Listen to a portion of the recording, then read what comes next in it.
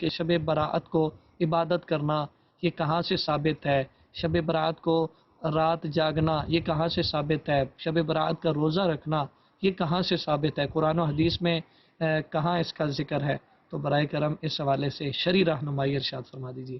عبادت نہ کرنا کہاں سے ثابت ہے؟ تو آپ بتائیے سال میں کون سی ایسی رات ہے جس میں نفل عبادت کرنا منع ہے؟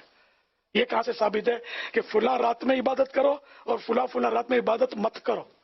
تو آپ کہیں سے بھی ثابت نہیں کر سکتے۔ روزانہ رات عبادت کرنا شرعن درست ہے، جائز ہے۔ تو کسی چیز کا منع نہ ہونا، یہ ذہن میں رکھے، جس کام سے شریعت نے منع نہیں کیا وہ چیز جائز ہوتی ہے، یہ شریعت کا اصول ہے، ٹھیک ہے نا؟ تو اب یہ کہ شب برات کی عبادت کا ثبوت، تو ترمذی جلد 2 پیج نمبر 183 حدیث پاک نمبر 739 سیدہ عائشہ صدیقہ رضی اللہ عنہ فرماتی ہیں ایک رات میں نے حضور نبی پاک صلی اللہ علیہ وسلم کو نہ پایا، میں آپ صلی اللہ علیہ وسلم کی تلاش میں نکلی تو آپ مجھے جنت البقیع میں مل گئے۔ نبی اکرم صلی اللہ علیہ وسلم نے فرمایا بے شک اللہ پاک شعبان کی 15ویں رات آسمان دنیا پر تجلی فرماتا ہے، بس قبیلہ بنی کلب کی بکریوں کے بالوں سے بھی زیادہ لوگوں کو بخش دیتا ہے۔ تو مرآت المناجی جلد 2 پیج نمبر 290 پر اس کی شرح میں لکھا ہے معلوم ہوا کہ شب براءت یعنی شعبان کی 15ویں رات میں عبادات کرنا، قبرستان جانا سنت ہے۔ کہ پیارے آقا صلی اللہ علیہ وسلم جنت البقیع قبرستان 15ویں رات وہاں ملے، تشریف لے گئے تھے۔ اور بھی کئی روایات ہیں، یعنی مختلف روایات ہیں اس کی شب برات کے تعلق سے۔ تو اب یہ کہ بعض آدمی بول دیتے ہیں یہ تو ضعیف ہے، ان کو یہ سمجھ نہیں آتی کہ ضعیف کس کو بولتے ہیں، قوی کس کو بولتے ہیں، صحیح کس کو بولتے ہیں۔ تو یعنی بس وہ بول رہے ہوتے ہیں کہ ضعیف ہے۔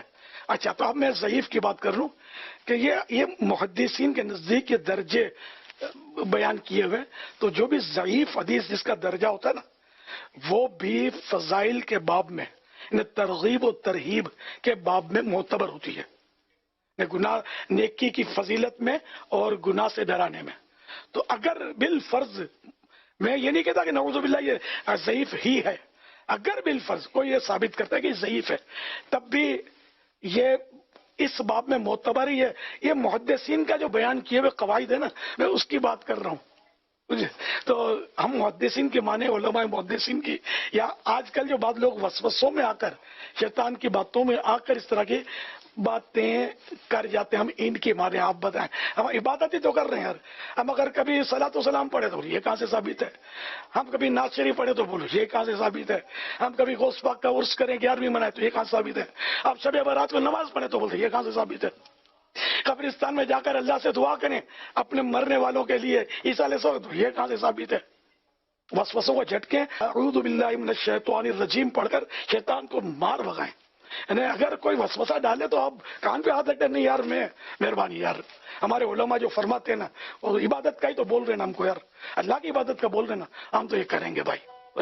کہاں سے ثابت ہے یہ؟ آپ ہمارے علماء سے جا کے پوچھو، ہم کو اتنا معلوم ہے کہ اللہ کو سجدہ تو کرنا چاہیے، نماز پڑھنی چاہیے، نفلیں پڑھنی چاہیے، تو یہ نفلیں فرض واجب نہیں ہے۔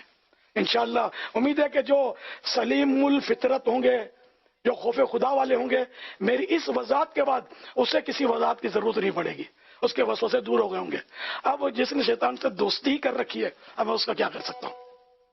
اللہ کرے کہ ہم شیطان سے دوستی چھوڑ کر خدا رحمان کی سچی بندگی میں آ جائیں، ان دامن مصطفیٰ سے حقیقی معنوں میں لپٹ جائیں کہ دامن مصطفیٰ سے جو لپٹا